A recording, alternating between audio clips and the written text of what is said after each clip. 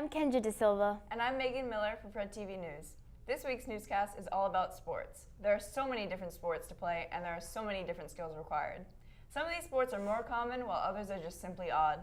Our first story talks about the most physical sports.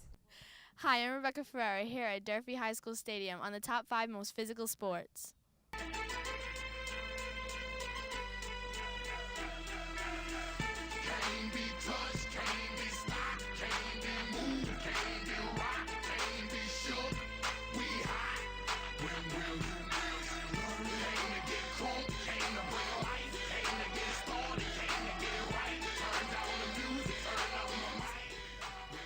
The most common injuries, sprained ankles, concussions, it is more common, injury to the brain, fractures to the clavicle, broken fingers, sprained fingers, you name it. I've seen all the injuries listed that I've just told you. Did you know that there are 5 sports that earn the title of most physical sports due to their intense contact? These sports are soccer, basketball, ice hockey, lacrosse, and field hockey. Field hockey players are typically prone to injuries that affect the hand, wrist, face, ankle, and knee, but one of the most common injuries is a concussion. According to statistics, the body parts most frequently injured in lacrosse are the ankle, upper leg, and knee. 50 to 80% of soccer injuries affect the feet and legs. The areas most commonly injured in the legs are the ankle, foot, knee, and lower leg. In basketball, the most common injury is the ankle sprain.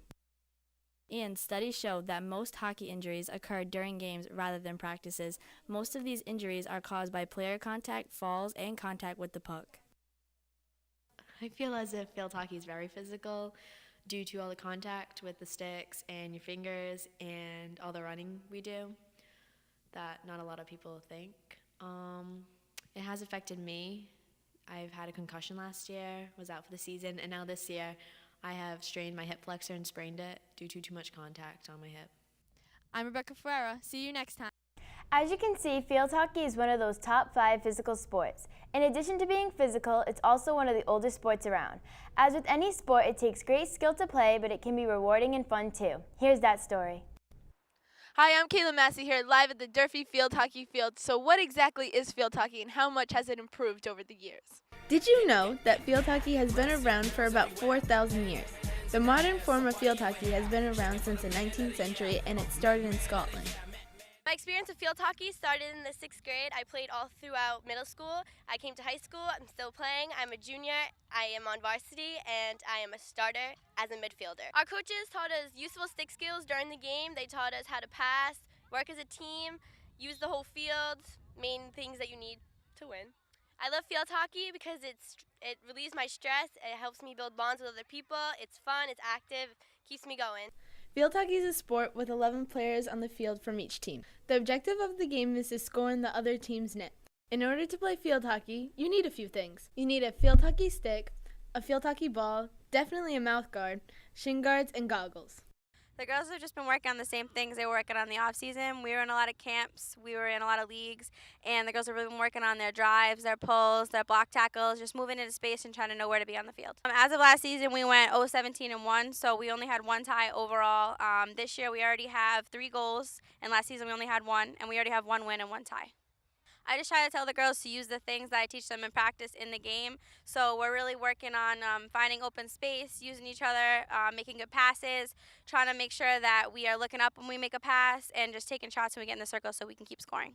I'm Kayla Massa. Well, I have to get on the field. See you soon. Wow, that's crazy how field hockey is more physical than football. Yeah, but to be a football player, it takes a lot of physical strength and training. This workout could definitely get anyone in shape. This brings us to our next story with Brittany Branco reporting on what it takes to be a football player. Hi, I am Brittany Branco, and I am here today at the Durfee Stadium to determine what it takes to be a football player. Being a football player takes more than just determination and skill. It takes more just to keep their body structure. Football players need to bench, do reps, squats, etc. As a coach, how do you prepare your team for football games? We try to get every day. We try to have a good practice. Monday through Friday, leading up to game day. We want to get better as the week progresses each day, leading up to the game on Saturday.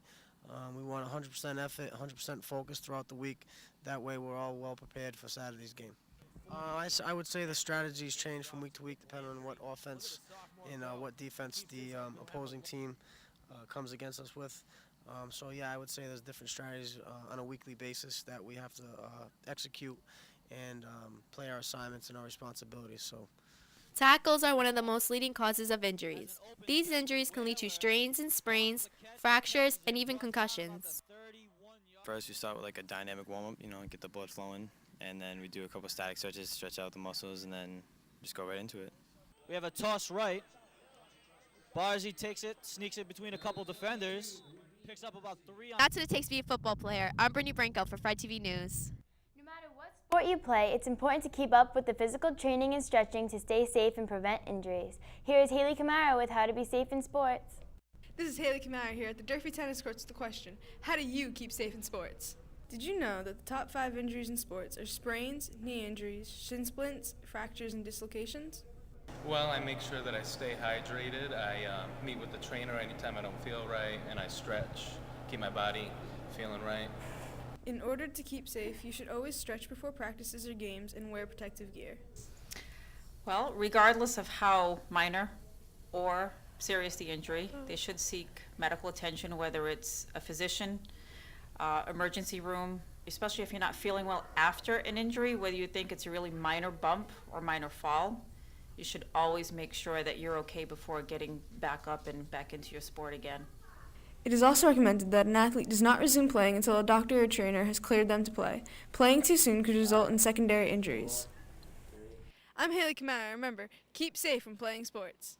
Not only is it important to stay safe, it is also important to be healthy as an athlete. That's right. What you eat is just as beneficial as how you train. Eating healthy can make a difference in how you play. Hi, I'm Jillian Sardina, and I'm here in the produce aisle about to choose some healthy produce items that can help you and your body while playing sports. Eating healthy snacks, such as apples, oranges, or bananas, before practice or a game helps you stay focused and alert and helps increase endurance.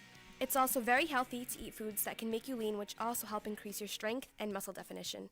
Examples of foods that make you lean are fish, vegetables, and eggs. My favorite healthy thing to eat before practice or a game would either be an apple or a yogurt. I enjoy eating certain foods before a game or practice because it helps me build energy and endurance to do my best in the game.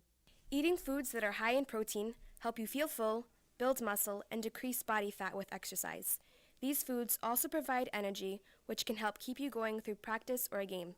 Foods full of protein are chicken, cheese, and yogurt. So eating the right foods can really make a difference in how well you perform. Pay attention to this. It could be the difference between winning a match or not. It would be smart to stay away from fast food during sports season. It applies to every sport you play, even the unusual ones. Unusual? What do you mean? Oh, there's actually a category for unusual sports. Typically, these sports are a mixture of 2 popular sports put together. It's definitely unusual.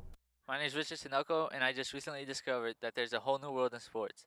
It's called Unusual Sports, and here are the top 3. In our number 1 spot, we have speed skiing, a sport where competitors have to ski downhill as fast as possible. Average Olympic skiers only go 75 to 95 miles an hour, while speed skiers are going anywhere from 120 to 150 miles an hour. What makes this unusual is their ski suits, made from airtight latex. I don't think it's normal for anyone to be going that fast down a hill. It's ridiculously dangerous. Just to think about what happens if something goes wrong and I fall off my ski at going 120 to 150 miles per hour. That's ridiculous. You should not be going that fast in something that's not a car. In the number 2 spot, we have ski ballet, which is a mixture of skiing and ballet. You need to be artistic, and your routine must contain splits, twirls, flips, and spins. If you ever tried this sport, what would be your biggest challenge? One of the main factors would be that it's really cold over there, and I don't really like the cold, and the fact that it takes a lot of athleticism, which I would need years to train for, and I don't really want to start a sport over.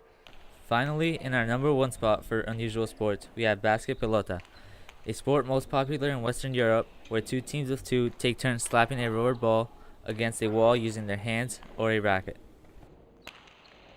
Absolutely not, because with my luck, I would definitely get hit in the face, and I really don't want that. My name is Richard Tinoco, and thank you for watching our top 3 unusual sports. That's all for today in sports. I'm Megan Miller. And I'm Kendra Da Silva. Thanks for watching Fred TV News. Have a great day.